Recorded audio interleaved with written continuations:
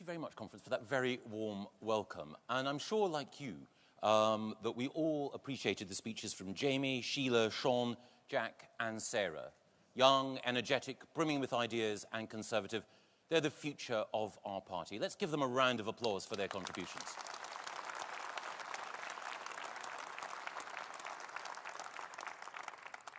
It's wonderful to be here in Manchester, speaking to you as Secretary of State for Environment, Food and Rural Affairs. And the fact that I'm on this stage this year is proof that this government is committed to recycling.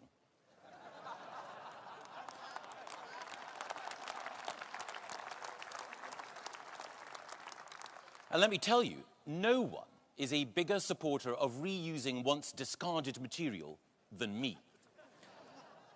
So I'm naturally keen on politicians coming back to the front line from a period of doing other things. But I do have a problem when those politicians return to the fray with a message that in their absence, the public have somehow got it wrong. When Tony Blair or Vince Cable tell us that the referendum decision to leave the EU must be overturned, that the votes of 17.4 million people should be disregarded, that we should exit from Brexit and stay in the European Union, then I feel it's time to stand up for something precious, something special to us all, something that defines us as a nation: democracy. So let's send a clear message from this hall today. We're leaving. We're taking back control. We're going to make a success of life outside the European Union.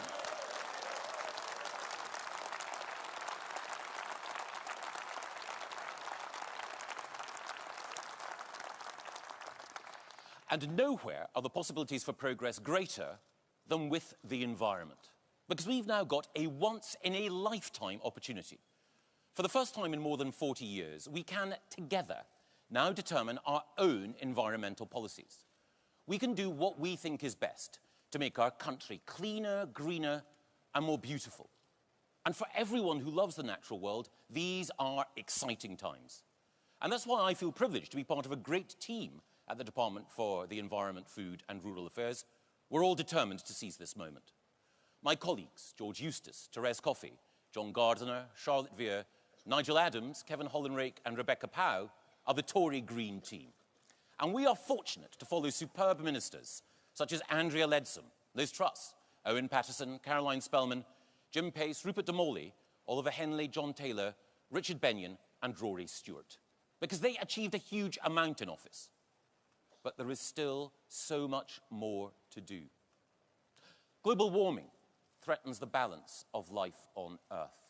Plastics in our oceans, waste in our rivers, and nitrogen oxide in our air endanger our fellow animals and harm our children's health. Precious habitats, from ancient woodlands in our own country to the great green lungs of our tropical rainforests, are being lost, and with them, a home for threatened wildlife.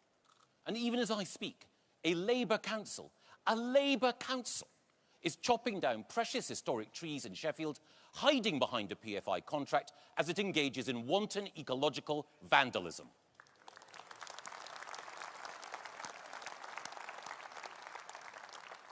The fight against these threats is our fight, our country's and our party's. Because conservatism is rooted in nature, in respect for human nature, and in reverence for the natural world. Each of us has an attachment to a special part of this beautiful country, somewhere we call home or know as a haven of peace. Some are enchanted by childhood memories of play, adventure, and exploration. And as conservatives, as those whose love of country is rooted in love of home, we're instinctive defenders of beauty in the landscape, protectors of wildlife, friends of the earth. The first and still the most ambitious Green Party in this country is the Conservative Party.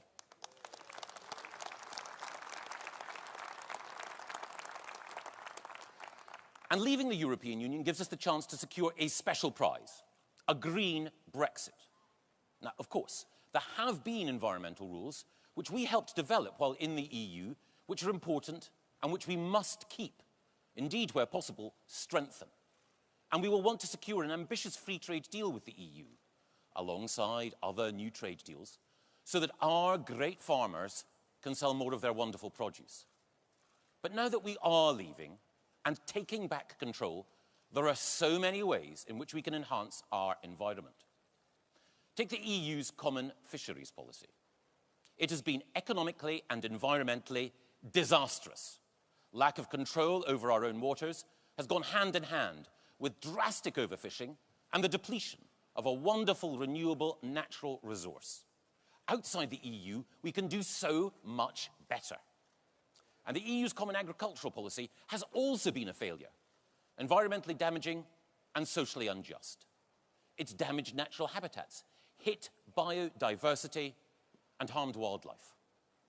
The number of farmland birds has reduced by more than half. Pollinators, such as wild and honeybees, have suffered a drastic decline in numbers. And our rivers and chalk streams have seen fish stocks decline and small mammals disappear. And on top of that, the Common Agricultural Policy has channeled hundreds of thousands of pounds of taxpayers' money to the already wealthy, simply because of the amount of land they have. That is plain wrong. And what makes it worse is that the CAP hasn't provided the right support to our farmers in their drive to improve animal welfare standards and enhance the environment. We've got the best farmers in the world, producing the best food in the world. But inside the EU, they are held back by bureaucracy, hampered in their efforts to get into new markets, and hindered in their ambitions to further improve our environment. Our rural communities need a new deal.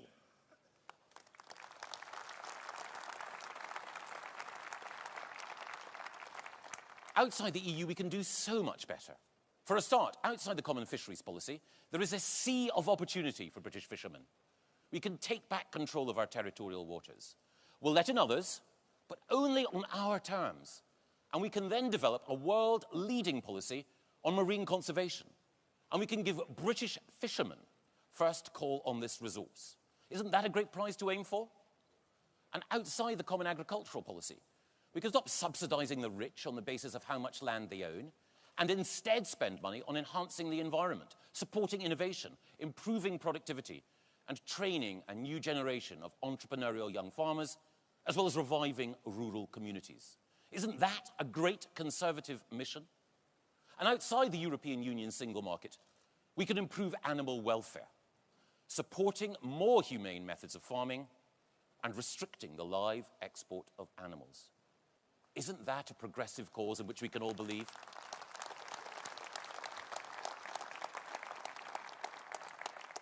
The opportunities to show leadership in respect for animal life, in restoring health to our oceans, and in farming sustainably are now all the greater because we've decided to be outside the European Union. Which is another reason why that vote to take back control was a liberating, progressive, and democratic act. One of the reasons that I campaigned for us to leave the EU is because I believe so deeply in democracy. Politicians should be held accountable for the promises that they make, and citizens should be able to decide their nation's destiny. That is the prize that we chose to seize last year with the referendum vote. But, like all prizes worth winning, there will be challenges on the road to securing that freedom. In my own department, we do need to get the systems in place to allow exports and imports to flow as they should. But, while we should never underestimate the work that still needs to be done, neither should we understate the reinvigorating power of restoring democratic control to our politics. Inside the EU, ministers have been, and still are, prevented from acting as they think right, and as the people want. Whether it's fisheries or farming, bin collections or VAT rates, controlling our borders or improving animal welfare. EU law currently binds our hands. But we will be free of those handcuffs by the time of the next election. Outside the EU, and able to put in our manifesto the policies that this country needs, which the European Court can no longer strike down.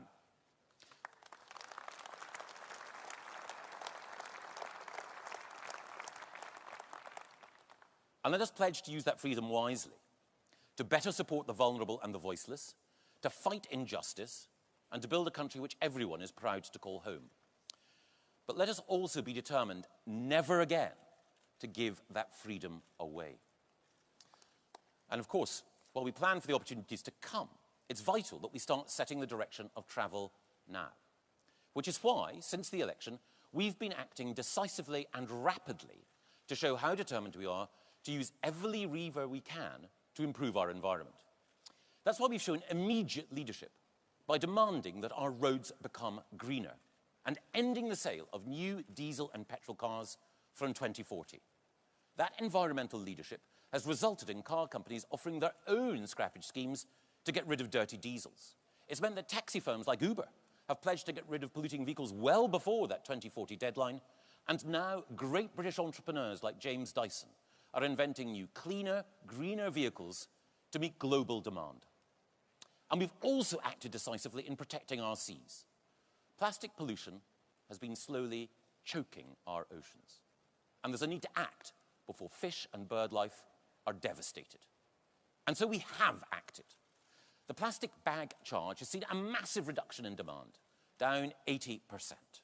And already this government has announced a ban on the plastic microbeads which pollute our seas. And today we're looking to go further to reduce plastic waste by working with industry to see how we could introduce a deposit return scheme for plastic bottles.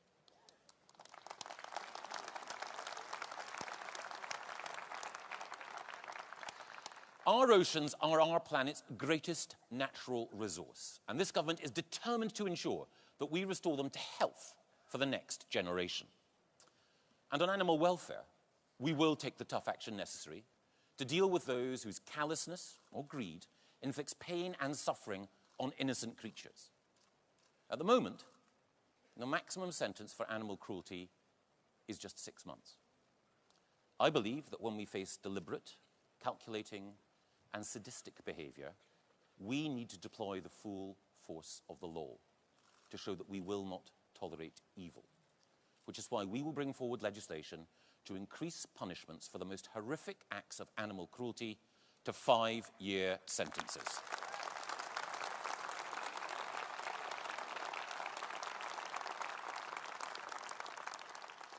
Animals are sentient beings. They're in our care. They deserve our protection. These policy choices that we've made are demonstrations of the values in which we as Conservatives believe. Values that we need to articulate now more clearly than ever before. At times of technological change and international uncertainty, it's always been Conservatives committed to the values of enterprise and compassion, national renewal and care for the environment, who've generated greater prosperity and secured a better world for the next generation. In the late Victorian age, it was Benjamin Disraeli who responded to the dramatic upheavals of his own time by restoring confidence in British global leadership, giving workers the chance to have a home of their own, and introducing groundbreaking legislation to improve our environment. And then at the turn of the century in America, it was the Republican, Teddy Roosevelt, who was the world's most progressive leader. He met the challenge of populism head on by showing how vigorous, self-confident conservative leadership could make change work for everyone. He tackled the monopolies that were sapping faith in free markets. He established the national parks that set a new standard in environmental protection. And in the 80s, here in Britain, it was Margaret Thatcher who responded to the sense across the West that decline was somehow inevitable by renewing Britain's role as a leader on the world stage. She boldly took on those economic interests that stood in the way of growth and innovation, and she alerted the world to the need for environmental action to deal with CFCs and to combat climate change. That is why I believe that we should learn from Benjamin Disraeli, Theodore Roosevelt, and Margaret Thatcher by demonstrating that it is through the democratic vitality of nation states that we can show the leadership necessary to build a better future for the next generation. And by confronting vested interests, we can unleash the innovation which will provide prosperity for the next generation. And by enhancing environmental protection, we can hand on our planet in cleaner, greener, and a healthier state to the next generation. That's our responsibility, our duty, our mission. In a time of global uncertainty, when our nation can lead again, it is our responsibility, our duty, our mission to show what Britain can do and lead the way to renewal. That is conservatism at its very best, and that is the path that we choose to take. Thank you.